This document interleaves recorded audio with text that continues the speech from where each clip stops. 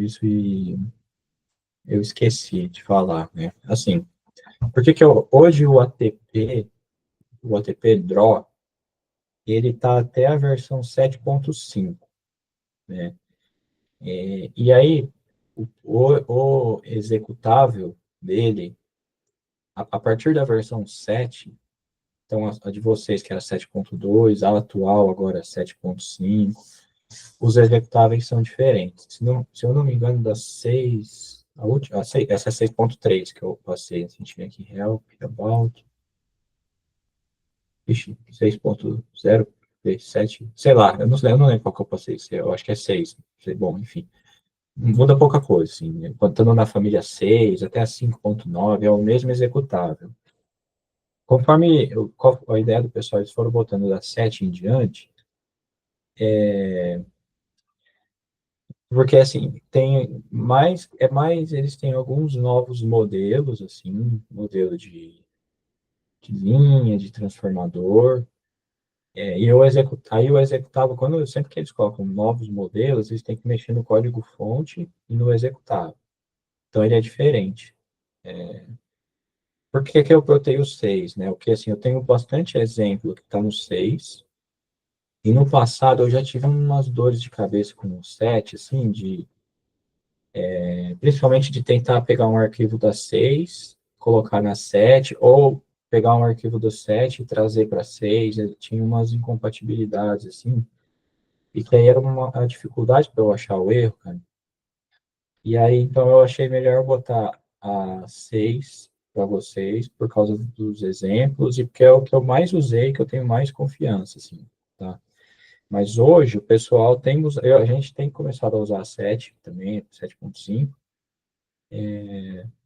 mas é para, assim, essas coisas mais básicas, não era para mudar nada, assim, é mais questão teoricamente, da 7 em diante é melhor, mas a 7.2 mesmo, ainda tinha uns bugzinhos que o pessoal mexeu no código-fonte, de vez em quando, dependendo da aplicação, dava uns errinhos, assim, cara, tinha umas coisas meio chatas, sabe?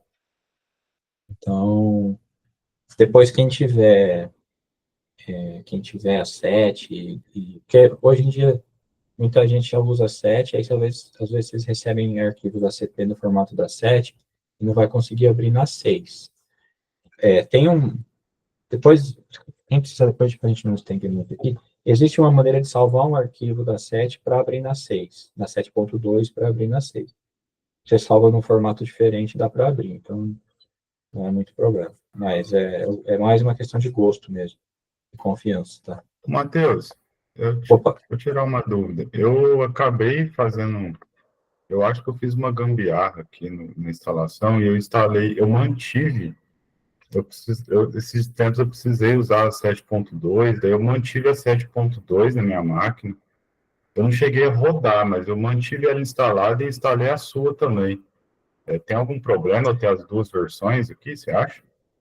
então, Homero, eu também tenho, cara. E assim, eu consigo rodar as duas.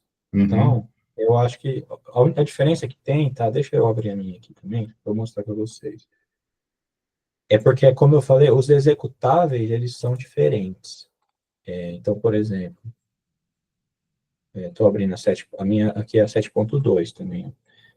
Então, assim, a que eu passei para vocês, porque aqui no Options, né? Options e Preferences, quem ele chama para rodar é esse cara aqui, né? Ele chama esse Run ATP. Então, esse cara aqui é quem, de fato, ele usa para rodar. Aqui na net, né, ele é um pouco, como eu falei, se eu chamar esse cara aqui, não roda. E aí é louco, assim, porque às vezes, eu não sei como ele se organiza, o ATP aí, nesse caso, mas se eu mexo nesse executável aqui, na 6, ele vem aqui e altera na 7 também. Então, aí, você tem que chamar o executável correto. E, no caso, eu sei que se eu chamar um desses caras aqui, tá? Que agora eu não lembro, ele roda também. Então, dá para você ter as duas versões, só que o que eu recomendo para você, Almeida, para o resto do pessoal também, tem que arrumar esse cara aqui, tá? Porque se você rodar na 6 e depois você precisar abrir a 7, ele vai estar configurado para 6. Aí você não vai conseguir rodar, vai achar que deu pau, vai desinstalar, vai ficar chateado. Aí não precisa disso, é só chamar o executável certo toda vez que você for rodar a versão, tá? Ah, entendi. Beleza. Não é para ter estresse, não. A minha eu tenho aqui, eu consigo rodar 7.2, eu consigo rodar 7.5, a 6. É só você chavear o ponto .exe adequado. Não tem problema não. Então, beleza. Vamos agora aqui pela sequência.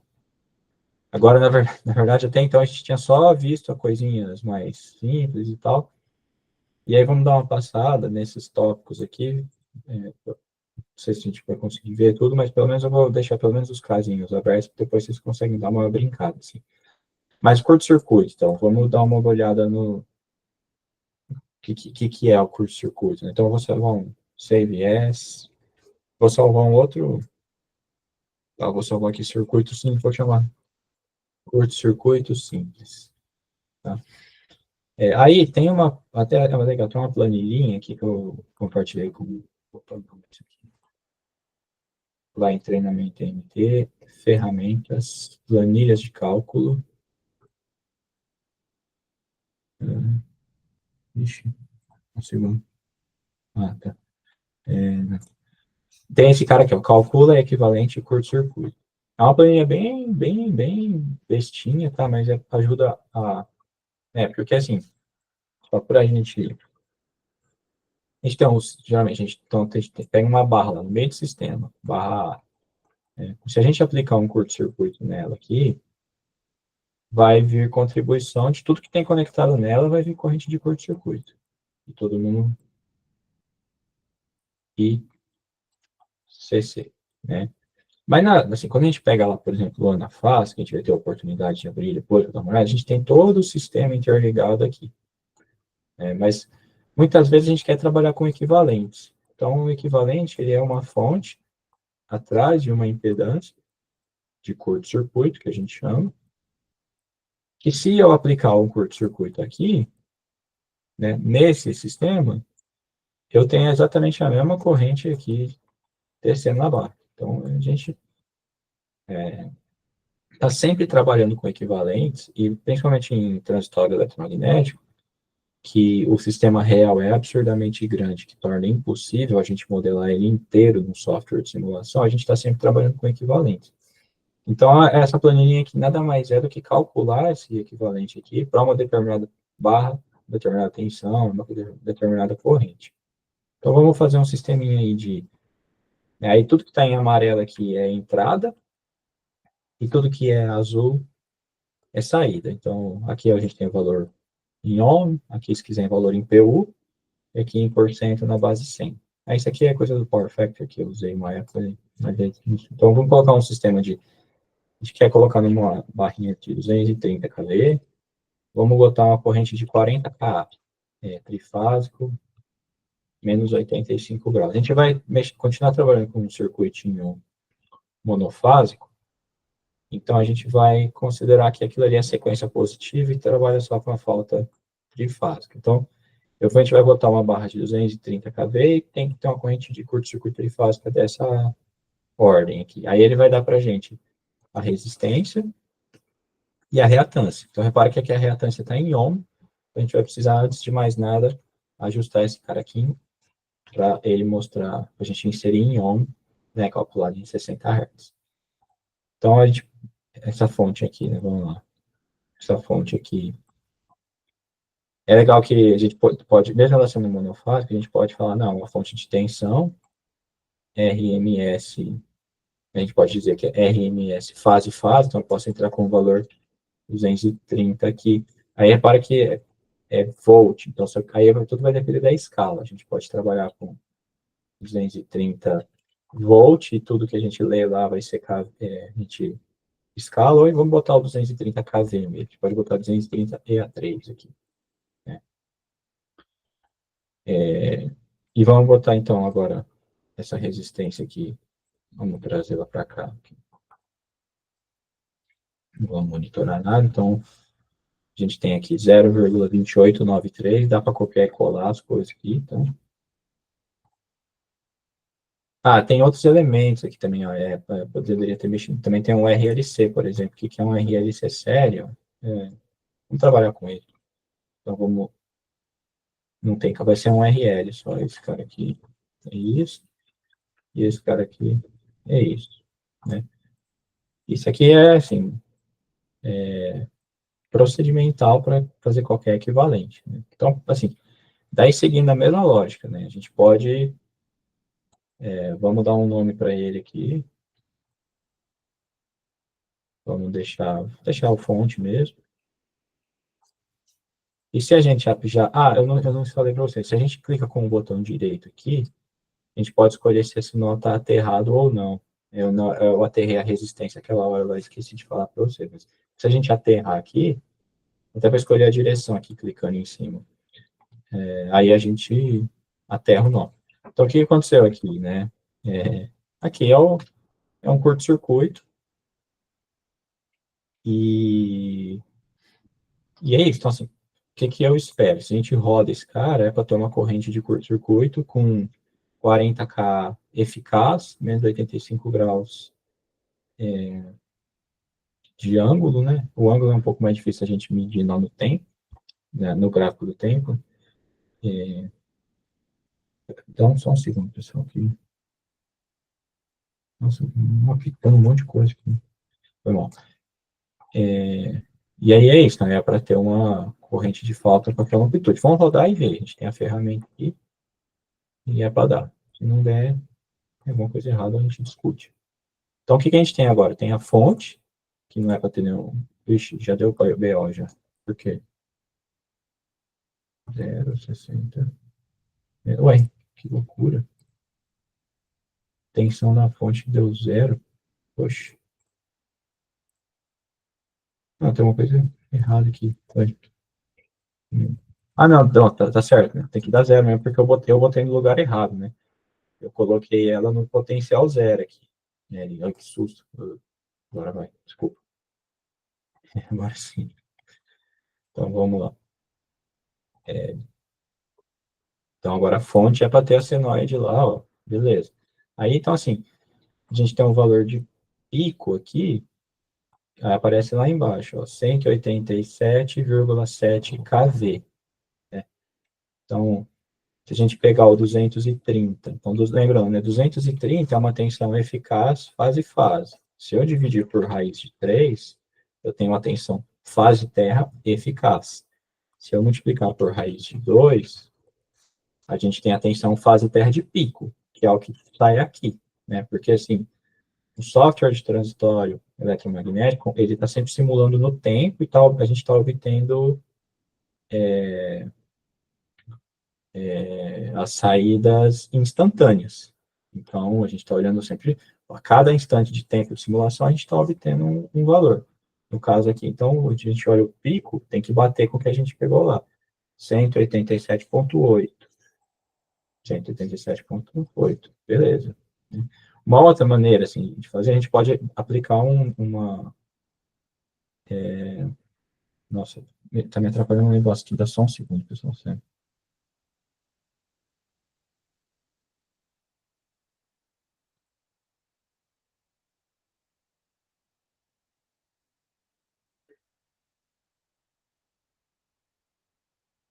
Então, tá aqui no WhatsApp aberto, aqui está me atrapalhando muito. Desculpa, pessoal, vamos lá.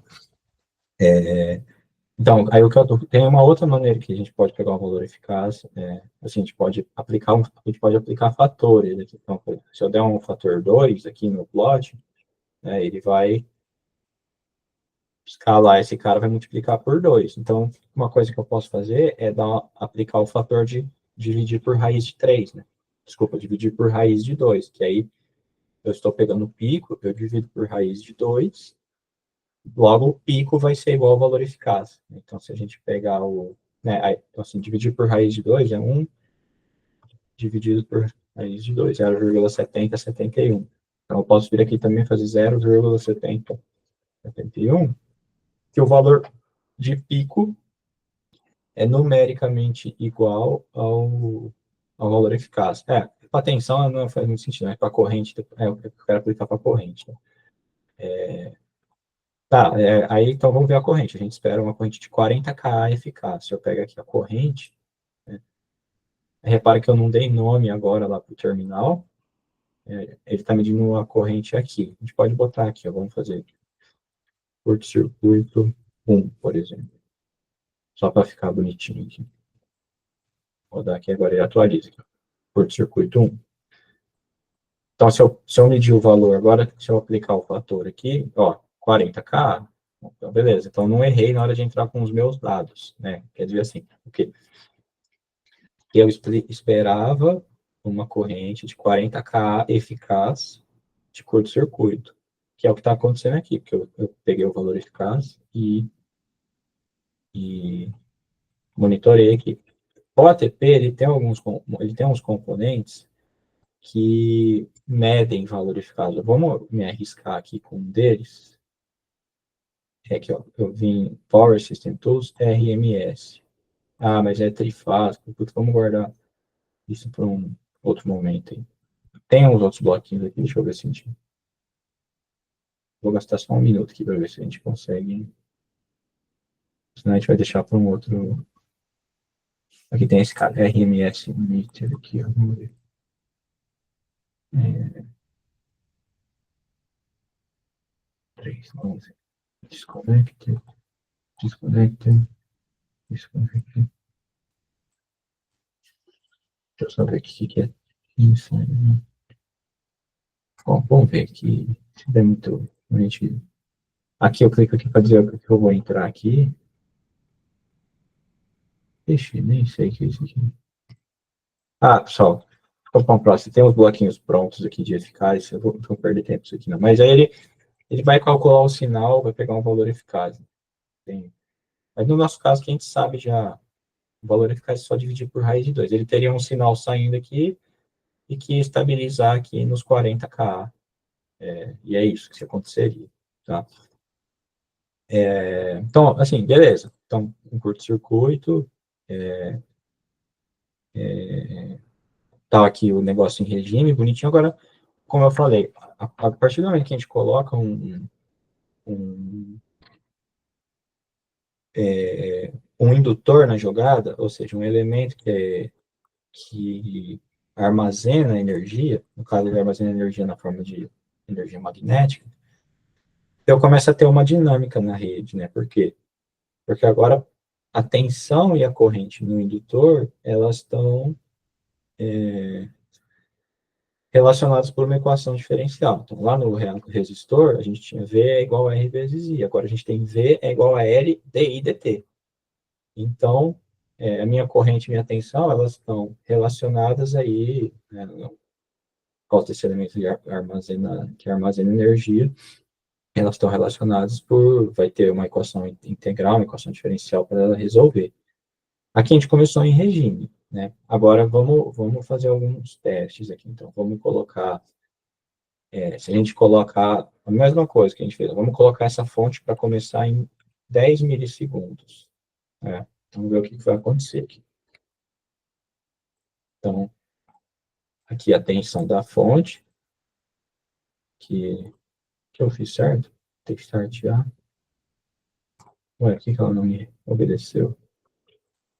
Desculpa, eu não dei refresh. Então, ó, 10 milissegundos ela começou e vamos fazer diferente. Vamos colocar com um seno aqui. Vamos colocar um ângulo de 90 graus. Só para a gente entender melhor. Tá. Começou nos 10 milissegundos, saindo do zero. Né? Mas esse é o caso que eu... Foi mal. Desculpa aí. Isso. Então tá, começou. Eu acho que é isso. Né? Então agora é só... O que está acontecendo? Que eu só estou mexendo no parâmetro da fonte aqui para a gente não começar com análise em regime. Então, assim, está começando tudo com...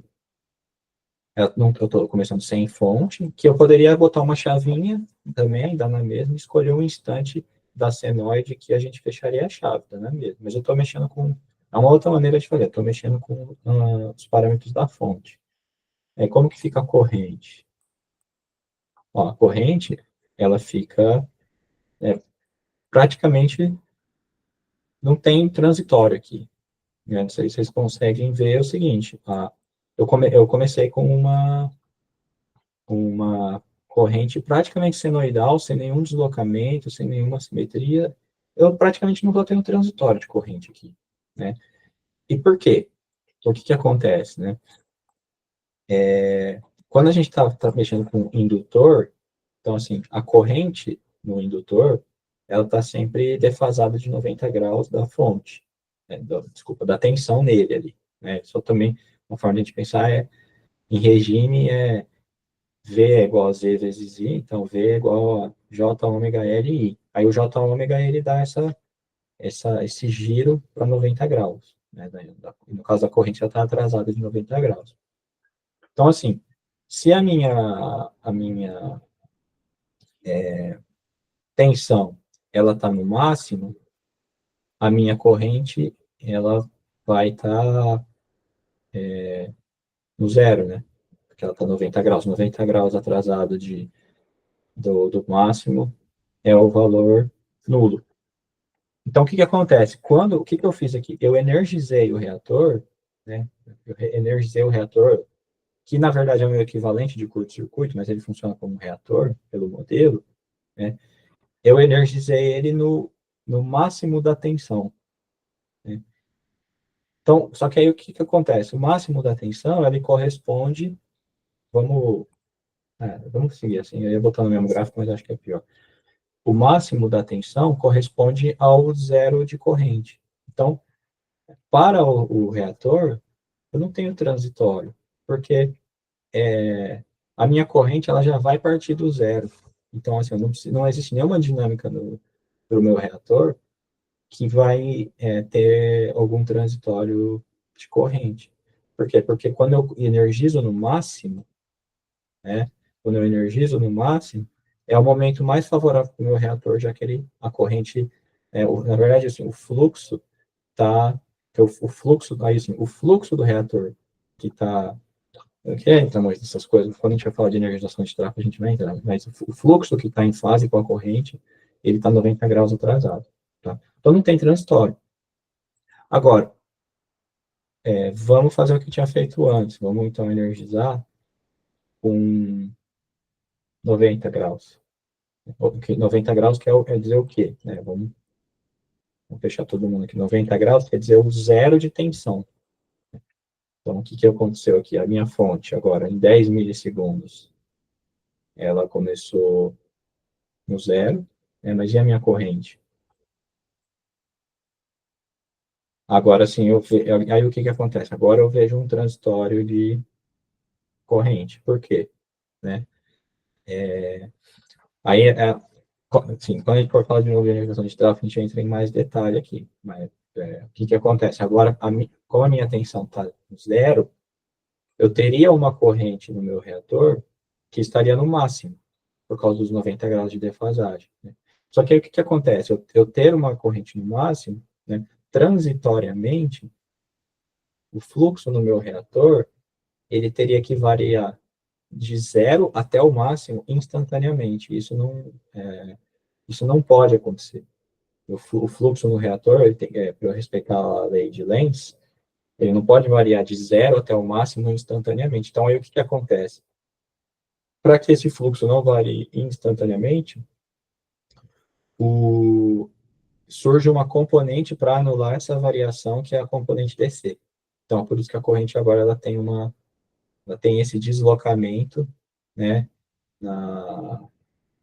Deixa eu só fazer uma coisa aqui para ficar menos, assim fica menos pior de ver. Então, existe, assim, essa é a dinâmica do curto-circuito. Tem a componente DC que surge, que é função do instante de ocorrência da falta. Né? E a componente DC ela surge para ser respeitada a lei de Lenz. Que assim, não posso ter uma variação instantânea do fluxo, né, do reator. Depois quando a gente for ver a energização de tráfego, é a mesma coisa. Né? Então, aí a gente tem esse deslocamento, que vamos simular um pouco mais de tempo aqui para a gente ver até onde vai.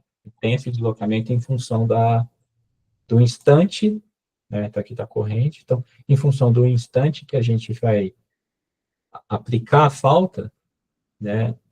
Eu posso simular um pouquinho menos aqui, vai. Existe a diferença na componente DC da corrente, e com certeza aí existe a diferença na, na minha corrente, na corrente que vai passar pelo disjuntor, na corrente que vai passar pelos equipamentos e tudo mais, né? Vamos, então, para a gente tentar melhorar esse cara, vamos dar uma brincada aqui, que é o seguinte, vamos chamar isso aqui de... Então, é isso, assim, pessoal, o, tentar assim, entender isso aqui, de novo, vou ser um pouco repetitivo, tá? Mas, assim, quando, assim, a minha corrente no reator está sempre atrasada de 90 graus. Então, quando a minha tensão, ela está no zero, eu teria uma corrente no meu reator equivalente ao máximo, né? Só que como o fluxo não pode variar instantaneamente de zero até o valor máximo, surge a componente DC, que é uma resposta a essa variação instantânea. Então, para não existir a variação instantânea, né, surge... Opa, peraí, surge essa componente... Caramba, que coisa chata. Para que a lei de Lenz seja respeitada. Então, aí a gente vai ter a componente contínua junto com a componente alternada para a corrente de curto-circuito. Essa é a origem da assimetria da corrente de curto-circuito. E que está totalmente... Então, assim, só para a gente ver de novo, se a gente botar em zero, que é o máximo da tensão, né? Oh, cara. Peraí. Tá, plot 2. Nossa, é um de novo, desculpa. Lá, fonte, botando o mesmo gráfico aqui, né? Então é curioso, porque assim, a gente está colocando no máximo, né? E praticamente não existe transitório. Dá para ver que tem um transitóriozinho, a corrente ela tem uma. Talvez não está pegando exatamente no máximo aqui. Mas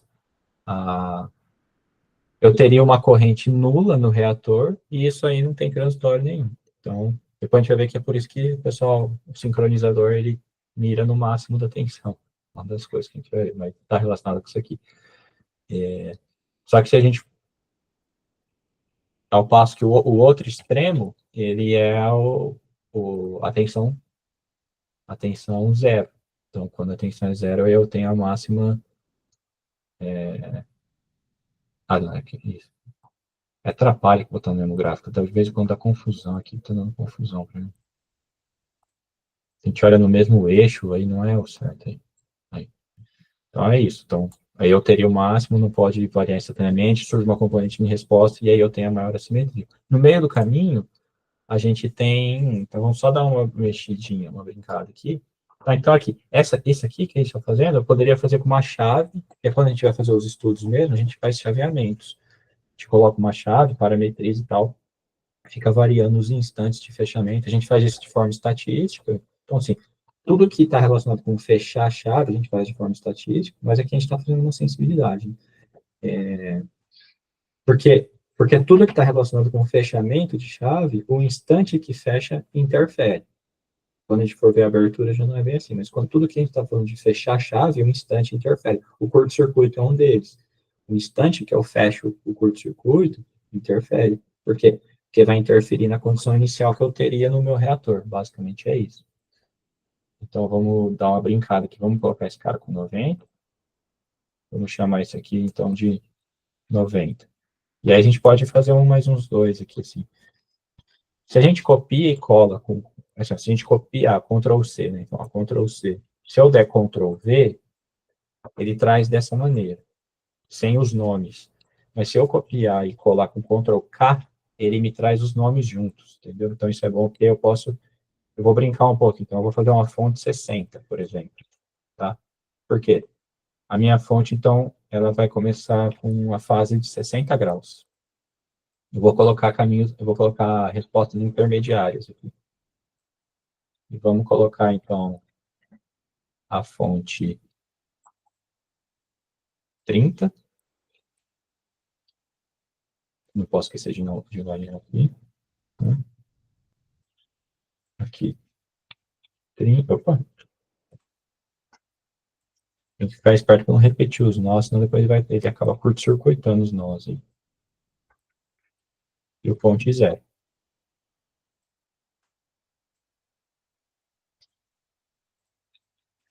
Então, beleza. Então, vamos ver. Né? Vamos rodar. Agora eu vou ter várias outras variáveis aqui. Eu tenho uma fonte aqui para cá. Então, 90, 60, 30 e 0. Né? Então, o que a gente está variando aqui? Então, o 90 é o cara que já sai do zero. Depois, o cara que sai de 60 graus. O cara que sai de 30 graus. E o cara que sai de 0 graus no cosseno. Né? E a gente tem também as correntes. Então a gente vê esse comportamento. Então, a gente tem lá o que fechou no 90, né, que é o tensão zero, é o que tem a maior assimetria, e os outros vão tendo menores assimetrias. Né? No final, o que a gente espera no final? Não, no final está todo mundo igual. Por quê? Porque a corrente em regime é a mesma, é os 40 kA, lembra que a gente definiu? Mas no, até ele chegar no regime, vai depender da constante de tempo do circuito, né? Que se não me engano, Ixi, agora não lembro se é L sobre R ou R sobre L. Tem da aula de circuitos aqui. Mas o que a gente vê é que o rosa é um extremo e o vermelho é o outro. O rosa praticamente não tem transitório, né? E o vermelho é o máximo transitório que tem. Então, quando a gente for falar de curto-circuito semana que vem, todos os cálculos que são feitos para a definição de equipamento que tem relação com curto-circuito é sempre nessa pior condição aqui, na condição de um curto acontecendo no zero de tensão. Né? Porque é onde eu tenho a máxima simetria. Então, aqui eu tenho a corrente de pico. Se eu dividir essa corrente de pico por 40K, eu tenho o que a gente chama de fator de assimetria e tal, e por aí vai. E tudo isso está relacionado com a constante de tempo. A gente vê aqui o vermelho, ele é o último a entrar em regime aqui, né? Acaba por aqui, enfim. E aí, por fim, tá? Só para a gente encerrar essa parte do curto-circuito, e que alguém tiver alguma dúvida, quiser fazer alguma outra coisa, a gente faz. Mas a constante de tempo, né? Que ela tem o R na jogada, né? Assim, o R, ele está sempre relacionado com o amortecimento do sistema. Tá? Aqui a gente tem todos os nossos circuitos têm o mesmo R, a mesma resistência. Se a gente tem circuitos com R's maiores, o circuito ele tende a amortecer mais rápido. Assim. Então, ao invés de demorar 4, 5 picos, ele demora 3. Né? Isso é um fator de qualidade do circuito. É a relação de X sobre R, se não me engano. E aí, quando a gente não tem amortecimento, né, acontece um negócio aqui, que é esse cara aqui, vamos colocar ele, vamos chamar ele um fonte XX aqui, né, só para a gente poder ter comparação. E vamos deixar o circuito sem amortecimento. Tá, tá vendo? Ele é uma indutância pura.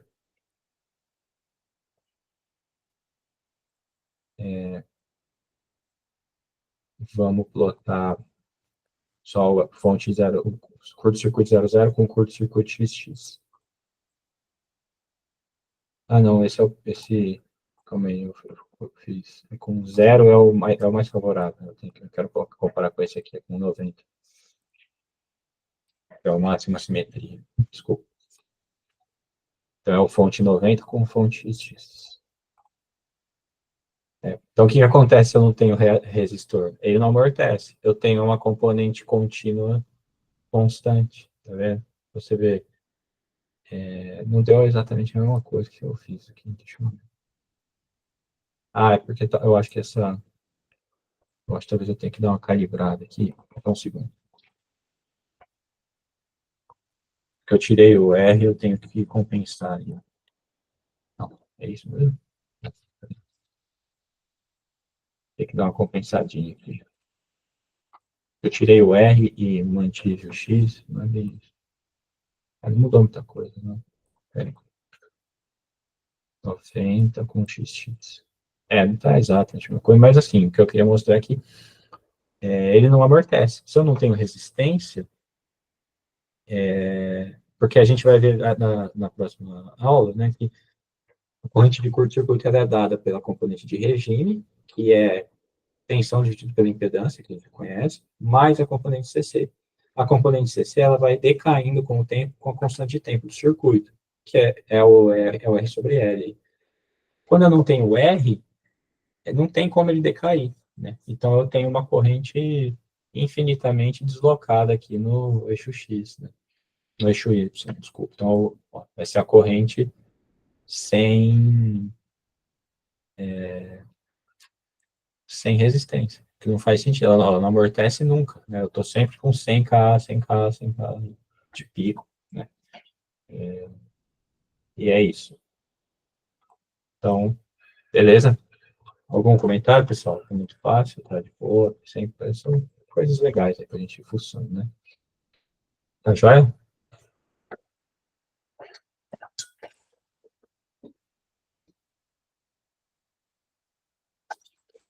Beleza, tocando. Depois o que eu queria ver, beleza. Esse aqui é legal também, abertura de circuitos, que a gente vai pôr agora a gente vai colocar dois elementos que absorvem energia na rede. E essa análise aqui bem simplesinha, tá? Ela é assim, é a base para lá depois a gente entender umas oscilações malucas que aparecem quando a gente estuda TRT, tá? Mas antes disso, eu quero só, deixa eu save yes. Eu quero só fazer curto. Abertura simples, zero, tá? Então vamos simular uma abertura aqui nesse circuito, aqui nesse curto-circuito. Deixa eu ver só a melhor maneira de fazer isso aqui. Já sei. Vou abrir ele aqui. Então, eu vou chamar esse cara aqui, ficou fonte, né?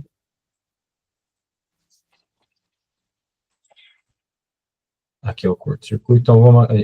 Então, esse cara aqui, vou colocar ele. Já vou como começar agora em regime mesmo. Não, por enquanto não abre. Aqui a gente espera que é os 40K lá que a gente já viu no começo de tudo. Só para sem transitório nem nada. Beleza. Agora eu vou mandar abrir esse cara em 20 milissegundos aqui. Open 20 a menos 3. Tá? E vamos dar uma olhada.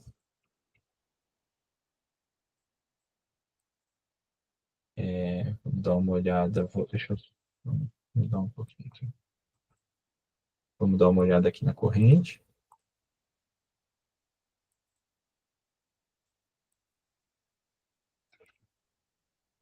Atenção aqui.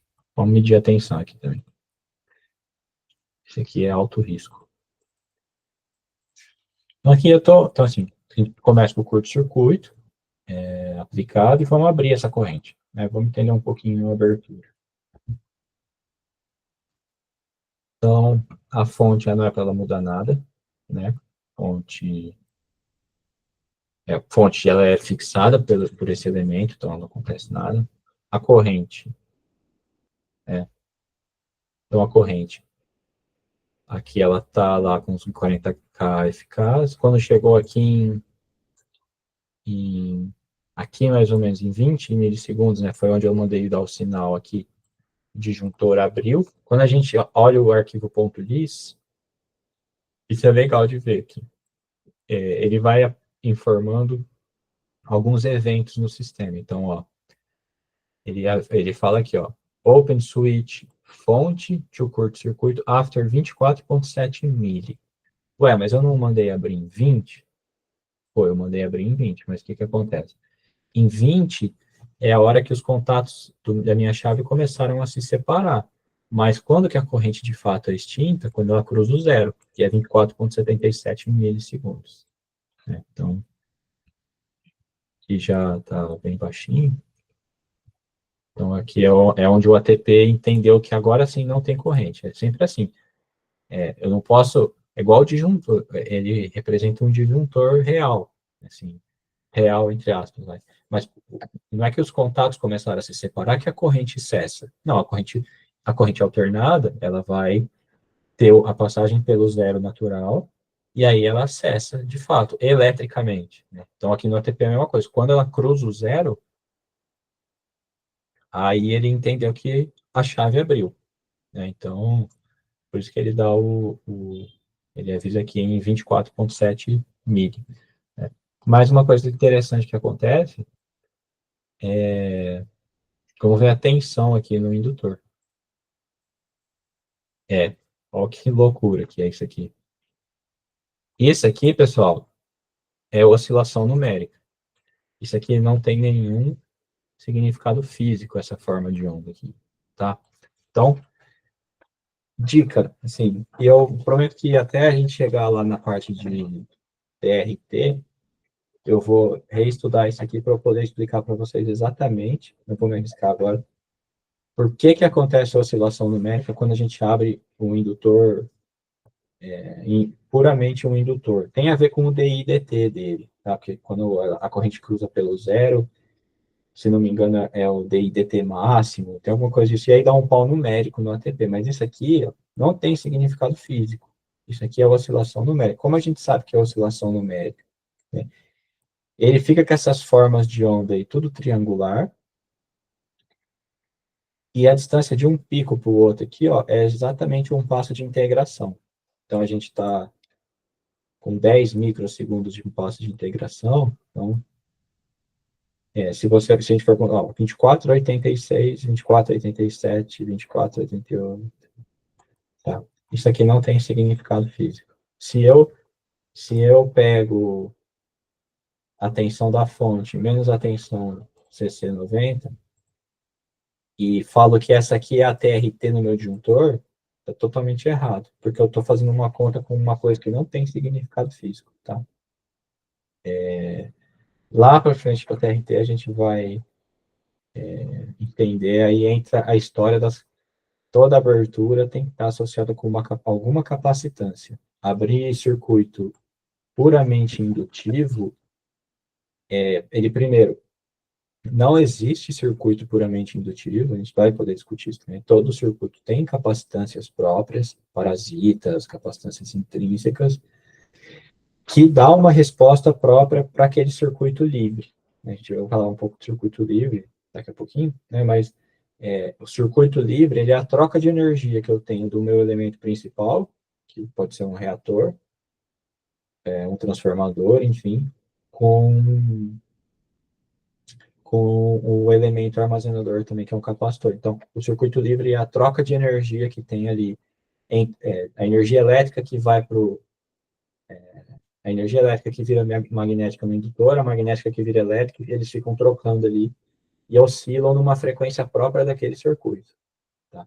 Mas o que, com certeza, quando vocês virem um negócio assim, todo dente de serra aqui, tá? Isso aqui é oscilação numérica, não levem a sério esse resultado, tem que ser investigado, tem que ser melhorado o modelo, tem uma série de coisas que é feito, tá?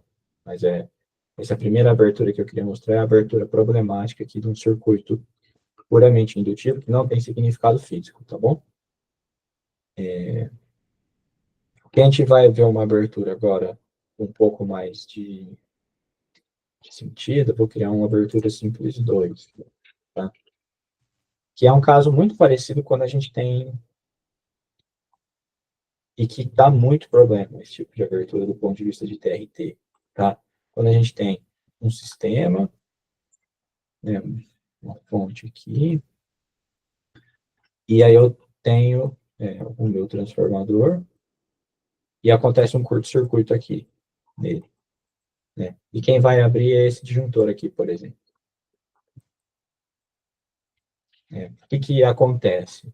A gente vê pela a TRT que surge, a tensão nesse cara aqui, menos a tensão aqui, né? A tensão desse cara, ele é dado pela fonte, dado pelo sistema, às vezes pode ter uma impedância de curto-circuito aqui, que é um senoide. Pode ter uma distorçãozinha, mas é um senoide. Agora, essa tensão aqui, que é aquele cara problemático que pode dar uma oscilação numérica. Então, sim. Só que é isso que eu estou dizendo. Assim, não existe um elemento, uma interrupção de uma corrente puramente indutiva. Né? A, a esse elemento indutivo, predominantemente indutivo, especialmente em 60 Hz, né, a gente tem capacitâncias espalhadas por ele. Então, tem capacitância de bucha, tem a própria capacitância do transformador. Né? E só lembra, o que é capacitância? Capacitância é tudo que eu tenho. Então, assim, tudo que eu tenho, um meio condutor, um outro meio condutor, e aqui a gente tem um dielétrico. Então, tudo é isso caracteriza a capacitância. Ficou ruim essa cor, né? Mas capacitância. Então, se eu pego o transformador, dentro do transformador, eu tenho o núcleo com as bobinas estão energizadas ali. Né? Então eu tenho o condutor, que é a bobina, eu tenho o tanque, a carcaça, que é a bobina, eu tenho o próprio núcleo, que é um outro condutor, ou que o núcleo está aterrado. Então, lembrando que o solo, né, quando ele está aterrado, ele é um condutor também. E no meio de todo mundo aí, eu tenho um meio isolante, eu tenho óleo, eu tenho papel. Então, eu tenho capacitâncias ali no transformador. Né? No terminal do transformador, eu tenho a bucha também, eu tenho parte isolante com parte condutiva. No secundário, ali, a gente tem vários outros equipamentos com características parecidas, o disjuntor, chave seccionador, tudo que está energizado e tem um dielétrico no meio, eu tenho capacitâncias. Né? Que aí, quando a gente abre esse cara, a gente vai ter uma tensão aqui, que vai ter uma resposta própria, que ela vai oscilar numa frequência própria dela. Né? E essa frequência, lá da teoria de circuitos elétricos, a gente consegue estimar como 1/2π raiz de LC. Tá? E aí eu tenho uma TRT que tem um lado que pode ser uma frequência bem rápida, né? E o outro lado que vai ser a frequência lenta da rede. Então, e é até curioso que eu falei hoje de manhã, ó, eu consigo estimar, de certa forma, a frequência desse evento e posso voltar lá e escolher o meu passo de integração da melhor maneira adequada, né? Sabendo que eu não vou perder informação também. Então, vamos ver se a gente consegue bolar um exemplinho aqui. Eu já vou fechar esse cara aqui. Nossa, tá seco pra caramba aqui, cara. Uhum.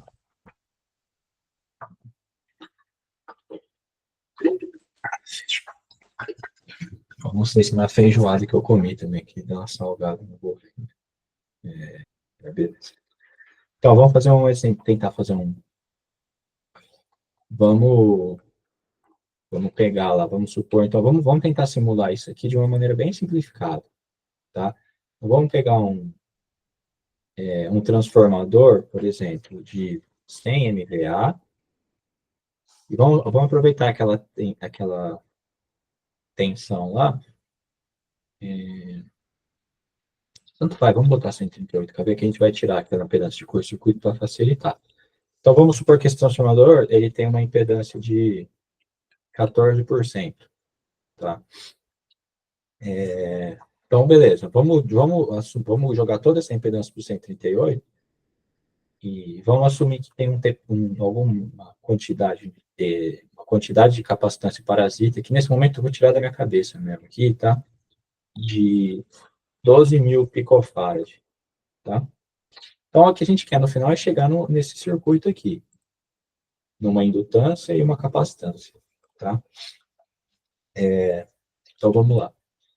Então, eu só preciso converter esse cara para ohm aqui. Né? Então, o meu X em ohm ele vai ser 14% vezes 138 ao quadrado sobre 100. Então, esse aqui é o cálculo da minha impedância em ohm. Então, vamos mexer aqui. Esse cara aqui vai virar 138.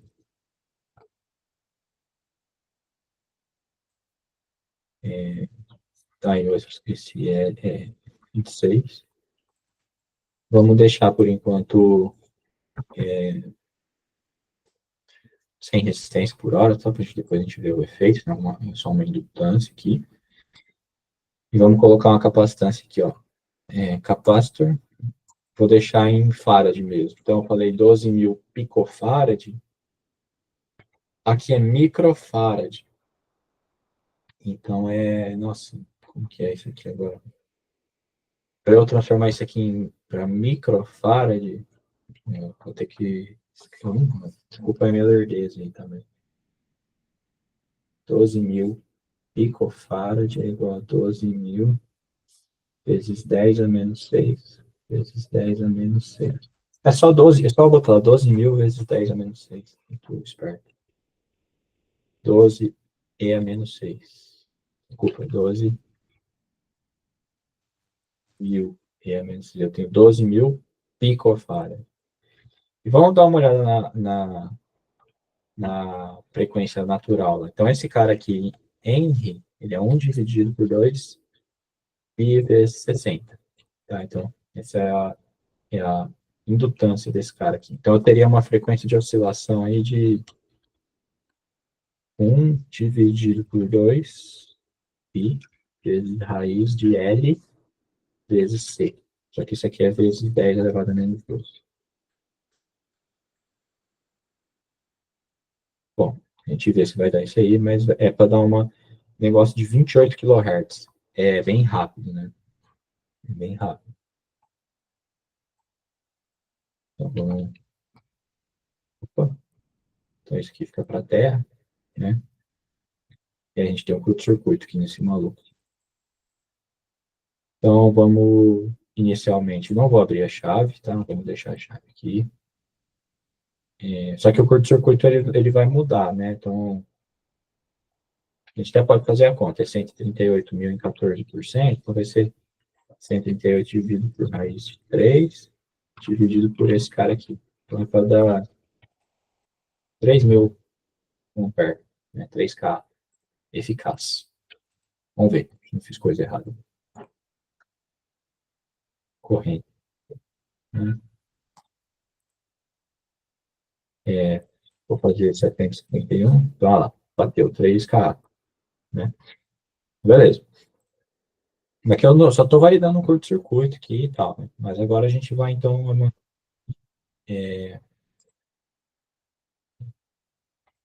a gente vai abrir em 20 mili. 20 é a menos 3. Então, a gente está simulando aqui, deixa eu ver. Vamos simular menos. Vamos fazer. A gente não viu o passo de integração. Então, eu tenho essa frequência, né? O período associado a essa frequência é igual a 1 dividido por isso aqui. Então, é 35 microsegundos. Né? As recomendações assim, sempre que a gente encontra é que o passo ele seja lá, é o que eu falei, lá, menor que ou igual a 1/10 desse cara. Então, meu passo, ele teria que ser isso aqui dividido por 10. Então, eu tenho que ter um passo de pelo menos 3 microsegundos. Tá vendo que eu já não estaria caracterizando tão legal o transitório. Abertura, pessoal, a gente geralmente roda com, assim, uma prática, assim, 1 microsegundo costuma capturar bem. Então, vamos rodar com 1 micro, que é menor que 3 micro, né? 3,5 micro, a conta que a gente fez aqui. Vocês entenderam isso aqui, gente? Que eu fiz aqui? Tá indo muito rápido? Vocês querem que eu passe mais devagar? Tá beleza? Porque o que estava muito fácil de manhã virou um monte de conta agora, né? Falando por mim, tá tranquilo. Tá. Pessoal, eu queria ninguém sinta-se constrangido, não. Todo mundo para aprender aqui. Se ficou algum passo que eu passei aí, vocês não entenderam e tal, a gente volta. Bom, pelo jeito tá todo mundo manjando, então beleza. Então, vamos lá. Ajustei o passo aqui, que agora a gente captura melhor o fenômeno, né? Então, vamos rodar só. Aí é aquela coisa. Com 1 micro, é que esse circuito é muito pequeno, tá? Mas a gente vai abrir ao longo do curso umas redes bem grandes, que simular com 1 micro já demora pra caramba. Então, e aí se eu colocar 100 milissegundos, demora pra caramba ao quadrado.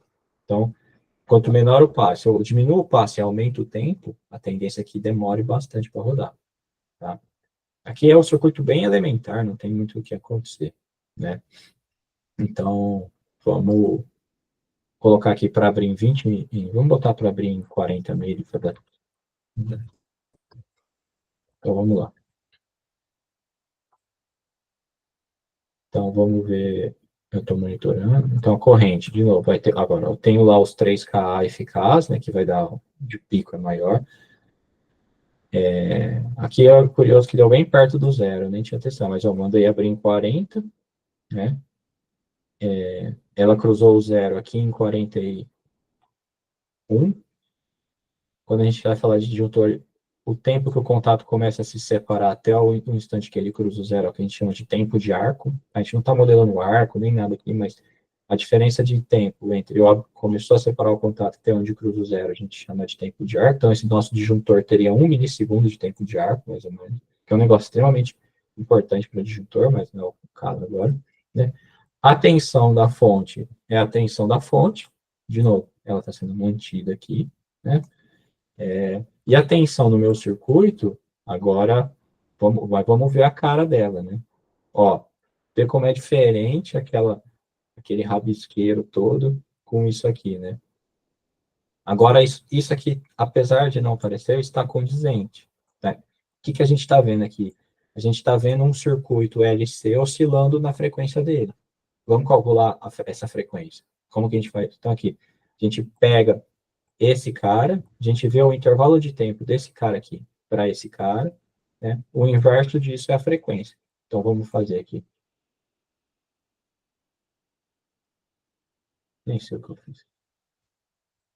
Então, né, vamos pegar aqui T1, T2. Então, o tempo está aqui embaixo, tá? 0.0.0417,6. Né, e o T2, a gente pega o pico sequente, né? Assim que a gente vê o período da senoide. 0.041941. Então, o período disso aqui é um menos o outro. A frequência é o inverso disso. Opa, já que eu fiz coisa errada aqui. Está dando 5.000 Hz. Está dando 5 kHz. Aqui a gente calcula 30. Deixa eu ver o que eu errei aqui.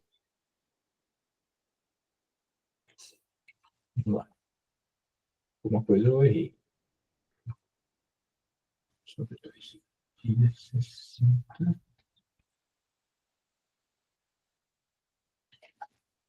Raiz de L vezes C.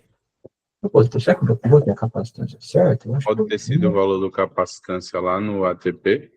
Pode sim. Cara, é 12.000 picofarad. Será que eu fiz? Cara, assim, eu quebro a cabeça com essas coisas de número científico, viu? Puta que pariu. Qual o valor que tá aí? 0. Não, tá certo mesmo. Estranho, né? Conta 26,6. Isso aqui é dividido por 2π.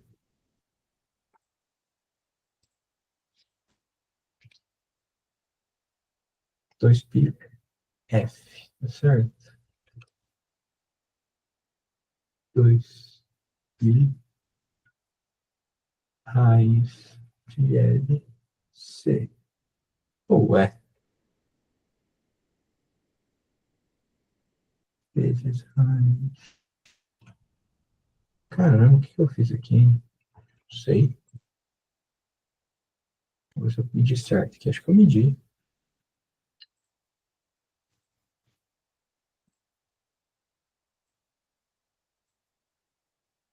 Zero 0.0417,6.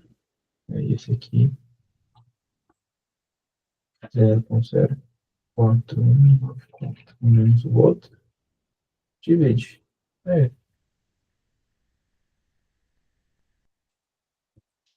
Mas que comi bola em algum lugar aí que eu não posso saber, né?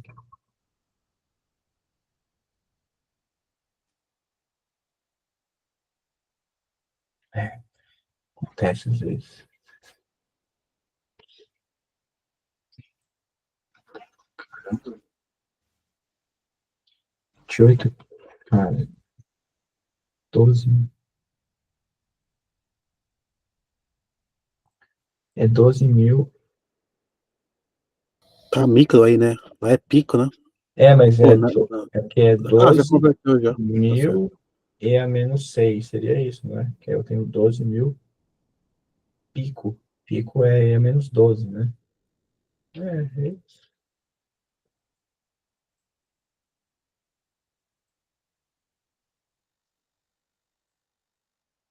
Ah, tô medindo certo aqui. Ixi, que eu aprontei.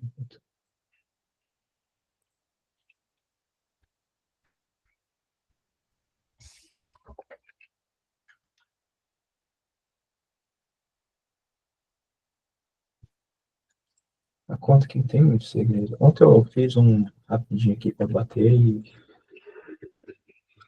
tinha dado certo, né?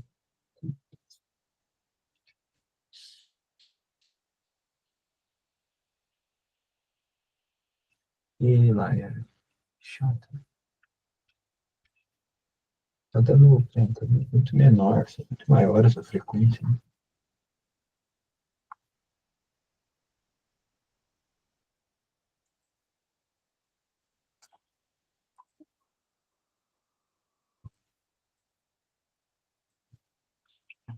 É, bom, eu tô errando em alguma coisa aqui, ou na entrada,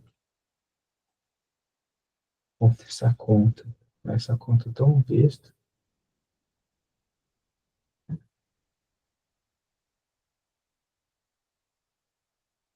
É, fica de tarefa aí eu entender o que eu fiz de errado aqui. Mas, assim, a mensagem, né?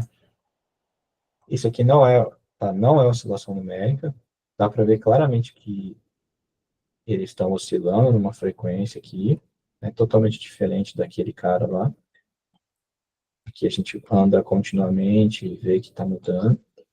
Aí uma coisa que influencia é que a gente tem um circuito, não tem amortecimento, né? Mas se a gente põe aqui, sei lá, um fator de qualidade de 100, a tendência é isso aqui ir decaindo, né? Porque aí o resistor ele vai dissipando energia trocada pelo capacitor e pelo indutor e ela vai decaindo. Aí surge essa constante de tempo aí dentro, né?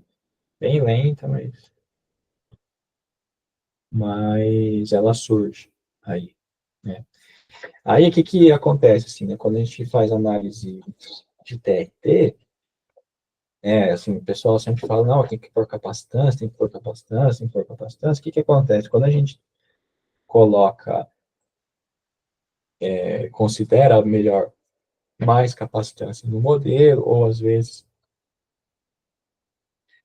tem caso dos caras, principalmente em rede de média tensão, instalar capacitor de surto, que o pessoal chama que são os capacitores que não tem nenhuma função de compensação reativa, mas você instala para melhorar a TRT, que às vezes você abre, principalmente transformador, o transformador ele tem uma capacitância muito baixa dele, ou um cabo que de conexão entre o disjuntor e o trafo, às vezes é muito curto, que tem capacitância baixa, então você pode ter TRTs com alta taxa de variação. A taxa de variação ela vai basicamente estar relacionada com a oscilação desse circuito aqui, né? Quando a gente coloca mais capacitâncias, isso aqui tende a ter uma frequência menor, né? Porque a gente está aumentando. Então, se a gente colocar aqui 30 mil, opa, né? Você vê que a gente começou a cair a frequência. Estava 25 mil, né? Agora ele foi para 17. Então, às vezes, então, assim, colocar mais capacitância melhora essa taxa da TNT, porque muda a frequência do circuito. Só para a gente. Ô, Matheus, Oi? rapidinho, poderia voltar lá no Excel? Claro, vamos lá. Essa indutância, o cálculo dela tá certinho? Pois é, dividir por 2 f, né?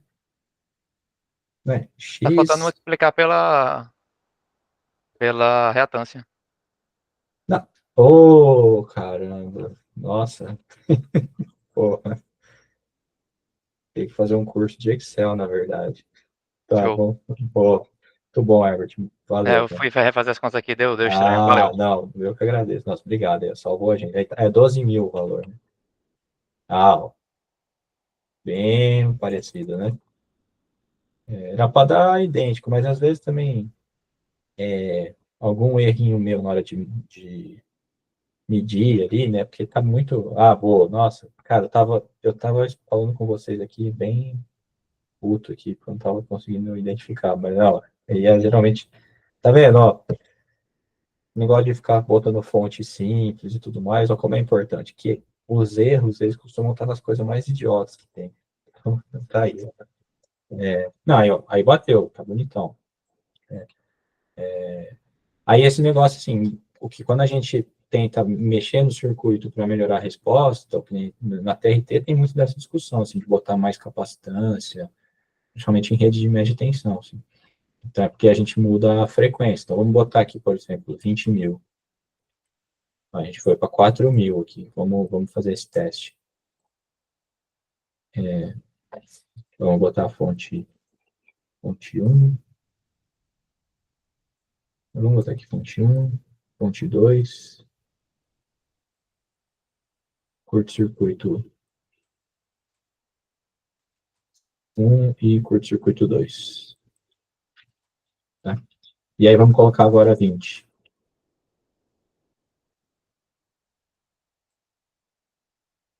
Vamos botar junto a resposta livre, daí o curto-circuito 1 com curto-circuito 2. Então, assim, enquanto a gente não abre, é exatamente a mesma coisa, porque em 60 Hz, essa capacitância são desprezíveis. Por isso que a gente não modela a capacitância em estudo de 60 Hz, porque ela não serve para nada.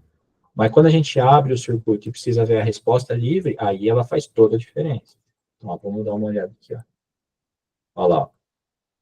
Então, o verde é o nosso 20 mil picofarad. E o vermelho é o 12 mil picofarad. Então, a gente bota mais capacitante, a gente torna a frequência mais suave, né? Assim, a frequência é menor, consequentemente, essa taxa aqui, que lá quando a gente for estudar TRT, a gente vai entender por que é importante essa taxa, né? Ela fica mais suave. Então, eu tenho uma frequência menor, a, a minha forma de onda é menos nervosa, digamos assim. Então, tá, tá explicado agora, Lázaro, a questão da capacitância? Tá em paz? Explicado. Isso aí. Oi? Não, tá ok, entendi. Bom, e por aí vai. Assim, vai botando capacitância e tal, tem uma série de, de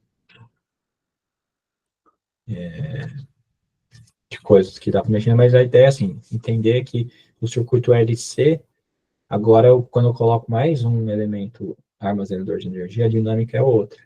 A dinâmica é outra. Então eles vão trocando a energia aí nessa frequência e o resistor ele vai a constante de tempo do circuito para ir decaindo. A grande dificuldade que tem, assim, dessas simulações de abertura também é com relação a esse amortecimento, porque as perdas elas guardam muita dependência com a frequência, e aí é difícil de fazer isso, é difícil de conseguir caracterizar as perdas em 60 Hz e as perdas nessas frequências altas. Então, geralmente, a gente erra em muito no amortecimento. Geralmente, o amortecimento é onde a gente mais erra, porque a resistência é difícil de ser estimada e difícil de ser implementada também. Né? Beleza, galera? Então, espero que tenha ficado claro aqui. Eu peço desculpa pela gafe aqui das continhas. Eu agradeço ao Herbert por ter achado o erro. Que para onde a gente vai agora para um pouco de circuitinho simples também. Vamos para ver um pouquinho de linha de transmissão também de maneira bem simples. Daí, dá 10 minutinhos aí só para eu tomar mais uma água aqui, galera. Já voltamos. 10 minutinhos, estamos de volta. Tranquilo.